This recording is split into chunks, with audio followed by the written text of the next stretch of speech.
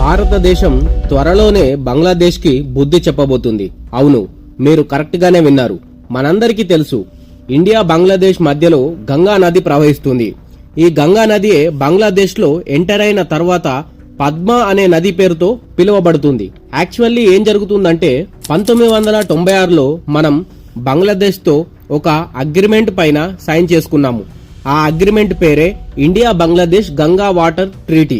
ఈ ట్రీటీ మనము 30 ఇయర్స్ కి సైన్ చేసుకున్నాము. 1996 నుంచి 2026 వరకు. ఇది 2026లో రెన్యువల్ కు వస్తుంది. ఇక్కడ చూడండి, మనం ఎలాగైతే మనం పాకిస్తాన్ తో ఇండస్ వాటర్ ట్రీటీ పైన సైన్ చేసుకున్నామో, పాకిస్తాన్ కి ఎక్కువ నీళ్లు ఇచ్చామో, అదే విధంగా బంగ్లాదేశ్ కి కూడా మనం ఏదో విధంగా ఎక్కువ నీళ్లు ఇవ్వడం జరిగింది. ఈ ట్రీటీ ప్రకారంగా మనం బంగ్లాదేశ్ కు ప్రామిస్ చేశాం. 35,000 cusecs of water per second కి బంగ్లాదేశ్ కి ఇస్తామని చెప్పాము.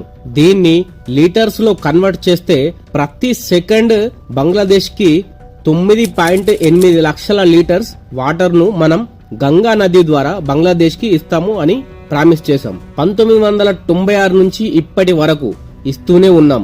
మనమేమో 40,000 క్యూసెక్స్ ఆఫ్ వాటర్ పెట్టుకుంటున్నాము అండ్ బంగ్లాదేశ్ కేమో 35,000 క్యూసెక్ల వాటర్ ను ఇస్తున్నాం. ఇక్కడ బ్యారేజ్ చూసారు కదా మీరు, ఇలా మనం ఒక ఫరాకా బ్యారేజ్ ను కట్టుకుని కొంచెం వాటర్ బంగ్లాదేశ్ కి, కొంచెం వాటర్ మనం కోల్కతా పోర్ట్ కి డైవర్ట్ చేస్తున్నాము. మన కోల్కతా పోర్ట్ లో చాలా షిప్పింగ్ పనులు జరుగుతున్నాయి. ఆ షిప్పింగ్ పనుల కోసమే మనం ఈ ఫరక్కా బ్యారేజ్ ని కన్స్ట్రక్ట్ చేసుకున్నాం అన్నమాట. సో 40,000 క్యూసెక్స్ ఏమో ఇక్కడికి పంపిస్తాము, మిగిలిన 35,000 క్యూసెక్స్ ఏమో మనం బంగ్లాదేశ్ కి పంపిస్తాము. లీన్ పీరియడ్ లో అంటే వాటర్ ప్రవాహం తగ్గుతున్నప్పుడు వాటర్స్ ని డివైడ్ చేసుకోవడం అన్నమాట. అంటే మార్చ్ 11 నుండి మార్చ్ 20 వరకు మనం బంగ్లాదేశ్ కు నీళ్లు పంపిస్తాము. తర్వాత మార్చ్ 21 నుంచి 30 వరకు మనం కోల్కతా పోర్ట్ కి నీళ్లను ట్రాన్స్ఫర్ చేస్తాం. ఇలా లీన్ పీరియడ్ లో 10 రోజుల గ్యాప్ లో ఇద్దరం వాటర్ ని షేర్ చేసుకుంటాం అన్నమాట. మీకు ఇక్కడ ఒక మాట చెప్తాను, మనం ఎంత సహాయం బంగ్లాదేశ్ కి చేస్తున్నామో అన్న విషయం మీకు అర్థమవుతుంది కదా. చైనాలో 7 మేజర్ రివర్స్ ఉన్నాయి. చైనా ఏ దేశంతో కూడా ఎటువంటి వాటర్ ట్రీటీని ఇప్పటి వరకు సైన్ చేయలేదు. అంటే దీని అర్థం ఏంటంటే చైనా వాళ్ళు అవసరాలను బట్టి వేరే దేశాలకు నీటిని ఇస్తుంది అన్నమాట. మనం మాత్రం ఇటువైపు పాకిస్తాన్, ఇటువైపు బంగ్లాదేశ్ కి అగ్రిమెంట్ల పైన సైన్లు చేసుకుని వాటర్ ను షేర్ చేస్తున్నాం. ఇంకో విషయం నేను చెప్పా కదా, ఫరక్కా బ్యారేజ్ 1961లో కన్స్ట్రక్షన్ స్టార్ట్ చేసి 1975లో కన్స్ట్రక్షన్ ని కంప్లీట్ అయింది. కోల్కతా పోర్ట్ కి వాటర్ ను సప్లై చేయడానికి ఈ బ్యారేజ్ ని కట్టుకున్నాం. కాకపోతే మనము ఈ బ్యారేజ్ నుంచి బంగ్లాదేశ్ కు కూడా వాటర్ ను పంపించడం స్టార్ట్ చేశాం. మనం బంగ్లాదేశ్ కి ఎన్ని విధాలుగా సాయం చేశామో మనందరికీ తెలుసు. 1971లో బంగ్లాదేశ్ కి జన్మనిచ్చింది మనమే, వాళ్ళకి పాకిస్తాన్ నుంచి ఫ్రీడమ్ ఇప్పించింది కూడా మనమే. ఇదే క్రమంలో 1960 నుంచి 1970 వరకు చాలా మంది అప్పట్లో ఈస్ట్ పాకిస్తాన్ నుంచి మన దేశానికి రావడం జరిగింది. అందులో ముఖ్యంగా వీళ్ళు వెస్ట్ బెంగాల్, అస్సాం, త్రిపుర, మేఘాలయ ఇలా 4 స్టేట్ లో మైగ్రెంట్స్ గా రావడం జరిగింది. దీని వల్లనే మనకు అస్సాంలో ఉల్ఫా ఉగ్రవాదం కూడా ఏర్పడింది.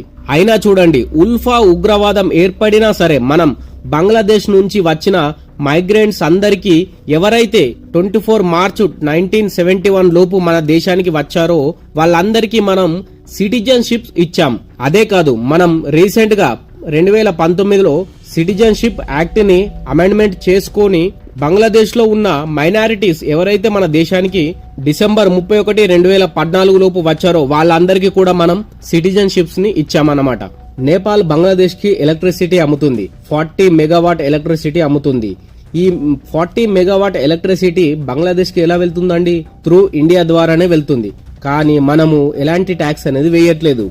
సో చూడండి ఎన్ని విధాలుగా మనం బంగ్లాదేశ్ కి సపోర్ట్ చేస్తున్నాము. ఈ బంగ్లాదేశ్ మాత్రం నేను చైనాకే సపోర్ట్ చేస్తాను, నేను పాకిస్తాన్ కే సపోర్ట్ చేస్తాను, నేను టర్కీకే సపోర్ట్ చేస్తాను అని మాట్లాడుతుంది. నా అభిప్రాయం ఏంటంటే సరైన టైంలో షేక్ హసీనా గారిని తీసేయడం జరిగింది.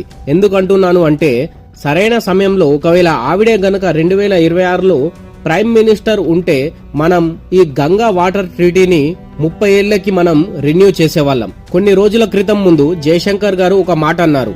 ఈ మాట ఏంటంటే, ఇండియాతో స్నేహం చేసుకుంటే లాభం ఉంటుంది, ఇండియాతో ద్వేషం పెంచుకుంటే దానికి ఫలితం కూడా ఉంటుంది అని. దానికి కాస్ట్ కూడా పే చేయాల్సి వస్తుంది అన్నారు. అదే కాస్ట్ ఇప్పుడు మనందరికీ తెలుసు. పాకిస్తాన్ తో మనం ఇండస్ వాటర్ ట్రీటీ ఒప్పందాన్ని మనం విత్డ్రా చేసుకున్నాం. దీనివల్ల పాకిస్తాన్ కు ఎలాంటి నష్టం జరుగుతుందనేది 1 minute లో చెప్తాను, వినండి. ఈ ఇండస్ వాటర్ ట్రీటీ ప్రకారంగా 80% సింధు నది వాటర్ పాకిస్తాన్ కి ఇచ్చి 20% వాటర్ ని మాత్రమే ఇండియా ఉంచుకుంటుంది. కానీ ఇప్పుడు మనం విత్డ్రా చేసుకున్నాం కాబట్టి మనం పాకిస్తాన్ కు నీళ్లు ఇవ్వవలసిన అవసరం లేదు. దీనివల్ల పాకిస్తాన్ లో చాలా ఇబ్బందులు ఎదురవుతున్నాయి. ఇబ్బందులు ఏంటంటే, పాకిస్తాన్ లో ఉన్న పంజాబ్ ప్రావిన్స్ లో ఇరిగేషన్స్ చాలా మట్టుకు ఎఫెక్ట్ అయింది. ఆ ఇరిగేషన్ ఫీల్డ్స్ కి చైనా రివర్ వాటర్ వెళ్లట్లేదు, మనం ఆపేశాం. దానివల్ల వాళ్ళకి ప్రాబ్లమ్స్ వస్తున్నాయి. అదే విధంగా వాళ్ళ న్యూక్లియర్ రియాక్టర్స్ కి కూడా ఈ ఇండస్ వాటర్ ట్రీటీ నుంచే వాటర్ వెళ్లేవి. ఆ న్యూక్లియర్ రియాక్టర్ కూడా వాటర్ లేకుండా ఇబ్బంది పడుతున్నాయి. అంతేకాదు, పాకిస్తాన్ లోని మేజర్ సిటీస్ లో వాటర్ ప్రాబ్లం చాలా ఉందండి. మనం ఇలా పాకిస్తాన్ కి బుద్ధి చెప్తున్నాం. అదే విధంగా బంగ్లాదేశ్ కి కూడా ఇలాగే బుద్ధి చెప్పాల్సిన అవసరం ఉందండి. బంగ్లాదేశ్ వాళ్ళు ఈ గంగా వాటర్ వల్ల ఇరిగేషనే కాకుండా బంగ్లాదేశ్ లో ఇస్లా షిప్ అనే ఫిష్ ఉత్పాదన జరుగుతుంది. ఇప్పుడు ఈ 2026 తర్వాత బంగ్లాదేశ్ ఇది చేయలేదు. అదే కాదు, ఈ వాటర్ వాడి బంగ్లాదేశ్ వాళ్ళు బోరో రైస్ కల్టివేషన్ కూడా చాలా ఎక్కువ మొత్తంలో తయారు చేస్తున్నారు. ఇప్పుడు ఆ బోరో రైస్ కల్టివేషన్ కూడా వీళ్ళు చేయలేరన్నమాట. సో ఎలాగైతే పాకిస్తాన్ కి బుద్ధి చెప్పామో అదే విధంగా బంగ్లాదేశ్ కి కూడా బుద్ధి చెప్పాల్సిన అవసరం ఉంది. ఎందుకంటే మనం ఎంతో పెద్ద మనసు చేసుకుని 1971 తర్వాత మనం నిర్మించిన దేశమని చాలా సహాయాలు చేసినప్పటికీ బంగ్లాదేశ్ మాత్రం అసలు ఆ కృతజ్ఞత లేని దేశంగా తయారైంది. సో 2026లో ఒకవేళ అగ్రిమెంట్ జరిగితే మనము రెన్యువల్ చేయకపోతేనే బెటర్. ఒకవేళ రెన్యువల్ చేసినా కూడా మనము ఇంతవరకు వాటర్ ఇస్తామని ఎక్కడ కూడా మనం డాక్యుమెంట్ లో సైన్ మాత్రం చేయకూడదు. ఎందుకంటే ఫ్యూచర్ లో మనకు ఎలాంటి గొడవలు వచ్చినా సరే మనం ఆ గొడవలను బట్టి నీళ్ళు అనేవి బంద్ చేయవచ్చు. అప్పుడే బంగ్లాదేశ్ కి కొంచెం భయం అనేది ఉంటుంది. రానున్న రోజుల్లో ఈ ట్రీటీ రెన్యువల్ అవుతుందా లేదంటే ఇందులో ఏమేమి మార్పులు చేయవచ్చు అనేది కమింగ్ టైమ్స్ లో అప్డేట్ అవుతూ ఉంటాయి. దానికి సంబంధించిన న్యూస్ మీకు తప్పకుండా అప్డేట్ చేస్తాను. మీ అభిప్రాయాలను కూడా ఖచ్చితంగా మీ కామెంట్ సెక్షన్ లో తెలియజేయండి. అలాగే వీడియో నచ్చితే ఒక లైక్ చేసి మన ఛానల్ ను సబ్స్క్రైబ్ చేయండి. మరొక వీడియోతో మళ్ళీ మీ ముందుకు వస్తాను. అంతవరకు టేక్ కేర్. జై హింద్.